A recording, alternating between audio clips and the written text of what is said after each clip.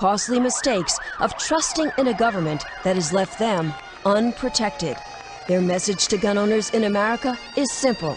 It will happen to you if you let it. Jolly well could, and they ought to realise that. If they saw what we are seeing in this country, then they'll fight for it. If you don't do anything, you will lose your liberties, and make the effort. Don't be apathetic. Get out there and fight.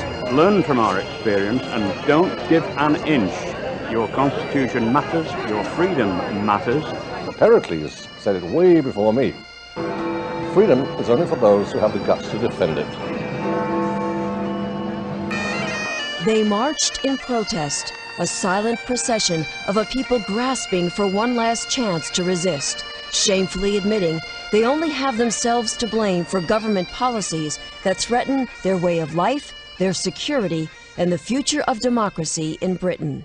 We've been very apathetic for years, and now we're paying the price for it. A future that's in doubt, and the largest peaceful protest in British history to try to change that has got many asking, where were these voices 6 years ago when there was an outright ban on handguns and pistol shooters were forced to surrender their firearms, confiscated by the government to be destroyed?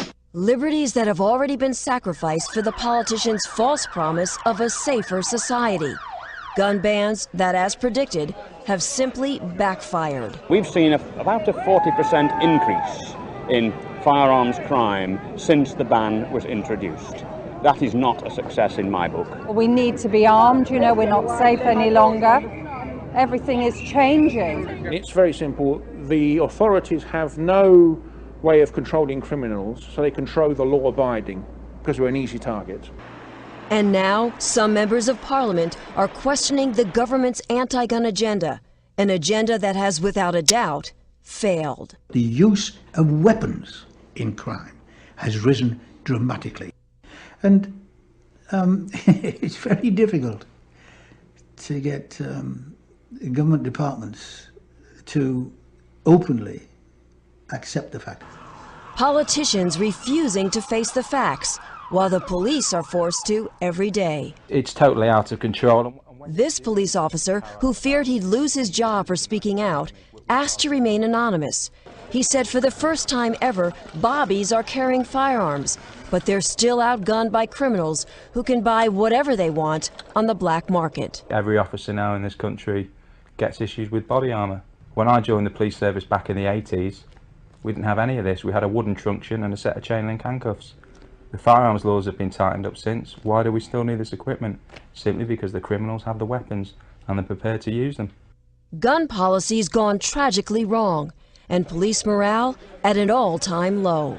I feel let down by the politicians, by the senior management in the police, and I feel at present I cannot give the public the service they demand and expect. And as this officer made very clear, it's a law built on a lie. The politicians, basically, they have misled the public. They said, if we ban handguns, the country's going to be a safer place. They ban the handguns, the country is not a safer place. Why are British people not to be trusted? And I think that says a lot about the government. Citizens left defenseless, now victims of the very laws passed to protect them, and asking how many more Tony Martins will there be. Martin, a Norfolk farmer, was forced to protect himself when no one else would, not the police and not the British justice system. What happened at this farmhouse owned by Tony Martin 4 years ago has struck a real nerve, not only in this country, but internationally. 2 men broke into Tony Martin's house. Both of them were shot. One of them was killed. And the man who fired that gun, Tony Martin, was initially sentenced to life in prison for murder. But many people think Tony Martin should never have spent 1 day in jail. They say he was just an innocent man protecting himself and his property. Tony should not be in a jail, not for what he did. He was perfectly within his rights, in my view, to look after his own property and his own life. My thoughts is that I would do exactly the same, put in the same situation. I would not hesitate to do exactly the same. I personally believe that, you know, if you're in your own house and people come in, then they should expect whatever they get. Everybody around was saying the same thing. You must have a right to defend yourself. It has gone too far, swung so far in favour of the criminal. Criminals like those in Tony Martin's case who were no strangers to the law. 16-year-old Fred Barris, who was killed, already had 29 convictions. And 30-year-old Brendan Farron had 34 convictions and had been in prison for burglary. He was sentenced to 3 years for trying to break into Tony Martin's home. But after only serving 18 months, he's free while Tony Martin remains in jail. And he's now threatening to sue Martin using taxpayers' dollars.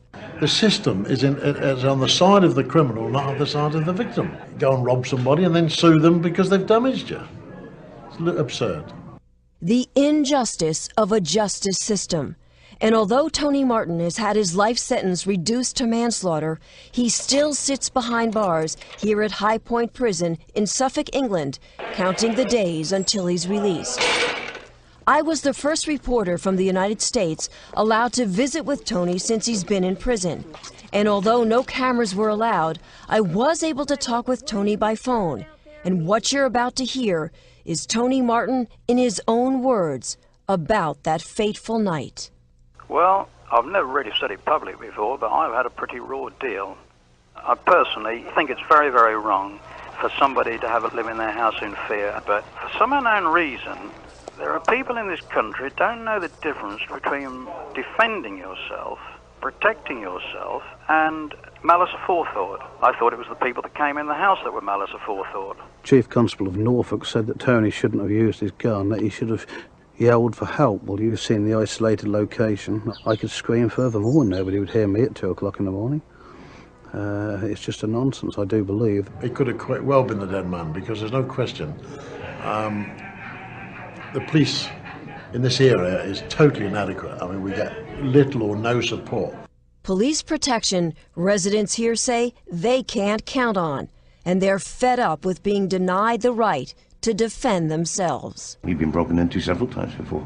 And most of the people around here at one stage or another has either been broken into or had an attempt to do so. This wasn't the first time you had a problem. No, that was the third time this year that somebody had broken the house, yeah. You actually become a prisoner in your own house. I have every sympathy. I genuinely do. But I can't say that the law shouldn't be what the law was. What I can say now is that because of that, we ought to review that particular law. I think the Americans have a saying about it's better to be judged by 12 than carried by 6. Tony Martin tried that venture. He was judged. He is in prison. The story is not yet finished. And neither is the story of a struggle to reclaim rights these honest citizens have already lost.